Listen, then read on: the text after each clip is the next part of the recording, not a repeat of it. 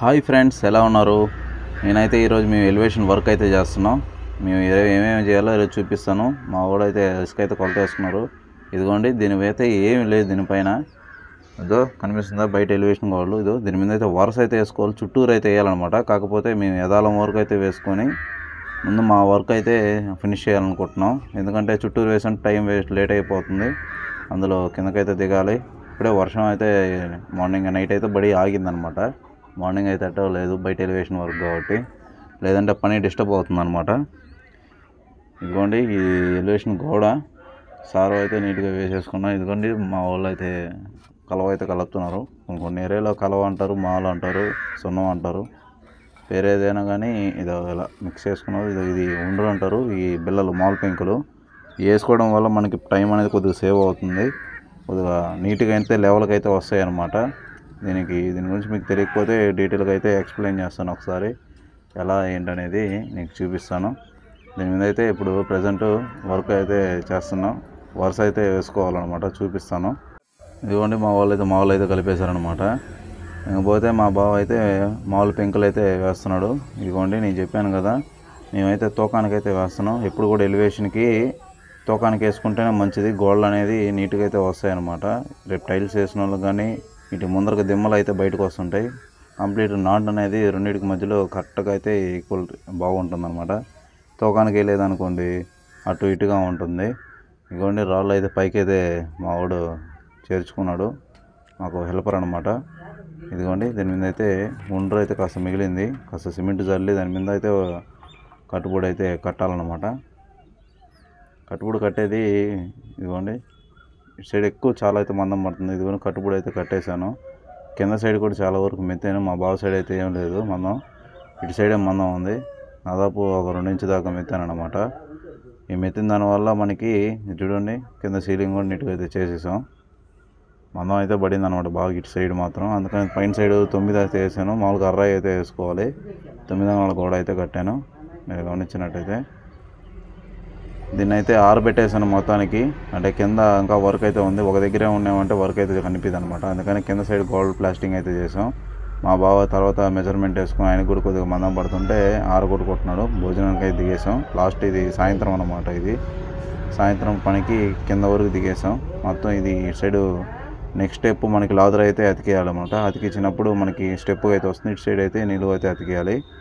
దాని గురించి కూడా మీకు ఎక్స్ప్లెయిన్ చేస్తాను. కింద అయితే కొరవ బ్యాలెన్స్ పని ఉంది, అది రేపు ఇంకా స్టార్ట్ చేయాలి. అంతే, మాకు ఈరోజు వరకు అయితే ఈ వర్క్ అయితే జరిగిందనమాట.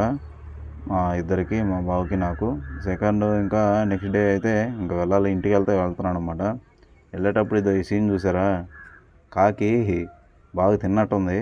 అందుకని లూజ్ మోషన్స్ అయినట్టున్నాయి దానికి. కరెక్ట్గా చెట్టు కింద పెట్టాను, నీడగా ఉంటుందని. మొత్తం వేసాడు పడేసింది మొత్తం. ఇంకపోతే ఇది నెక్స్ట్ డే అనమాట. నెక్స్ట్ డే మీద ప్లాస్టింగ్ కూర బ్యాలెన్స్ అయితే చేసి, ఇక్కడ డ్రిల్లింగ్ మిషన్ అలాంటివి ఏం లేవన్నమాట. కమ్మినే క్రాస్గా కట్ చేసి మొత్తం అయితే దాని లోపలికి దింపేశాను. అందువల్ల ఏమవుతుందంటే కాస్త గ్రిప్ ఉంటుంది అనమాట. ఇట్టాగే చుట్టూరు ఫ్రేమ్ లాగా అయితే గేడర్ అయితే కరిపియాల్సి ఉంది ఇటుక రాయితో. దోడిని సీళ్ళు వేసి కర్రలు అయితే కదలకుండా అయితే పెడుతున్నాడు మా బావ. మిస్ అయితే అటు ఇటు కదలకుండా ఉండడానికి. చూసారా, అట్లాగే మనకి ఇటు సైడ్ కూడా ఇంకొకటి ఉంది గోడ. 9 ఇంచెస్ వాల్తో అయితే కట్టాలి. ఇద్దో పైన కనిపిస్తుందా బయటికి, దానికైతే కలపాలి. ఇక్కడి నుంచి కట్టి ప్లాస్టింగ్ చేసి దాని హైట్ రావాలి. ఇదిగోండి, నేనైతే ఇది రెడీ చేశాను యూ షేప్లో. ఇదిగో మా బావ అయితే రాయి అయితే బిగిస్తున్నాడు కదా, ఆ రాయి దారానికి పైకి రావాలి. అయినా ఒక రాయి కట్టినా కూడా సరిపోలేదు అది. ఇంకా కూడా ఇంకొక లాదు రాయి అయితే బిగియాల్సి ఉండింది. ఇంకా ఏం చేస్తాం, ప్రస్తుతానికి అన్నీ ఒకసారిగా వేస్తే క్రాక్ అయితే వచ్చేస్తాయి వెయిట్కి. అందులో కింద సపోర్ట్ కూడా ఏం లేదు. మేము కమ్ములు అక్కడక్కడ కొట్టుకొని అయితే దాన్ని బిగిస్తున్నాం. ఇదిగోండి, నేనైతే ఫస్ట్ ఫ్లోర్ అయితే క్రాస్ చేస్తున్నాను. గేర్ రాయి అయితే బిగించేసాను ఆల్మోస్ట్. ఇదిగో కొరవ బ్యాలెన్స్ అయితే ఉంది. కింద నుంచి అయితే వచ్చేసాం. ఇదిగో మా బావ దాన్ని అతికిస్తూ వస్తున్నాడు నాతోటే. కాకపోతే ఆయన సున్నంతో వేసి కలప అతికిస్తున్నాడు, నేను ఒండుతో వేసి అతికిస్తున్నాను అనమాట.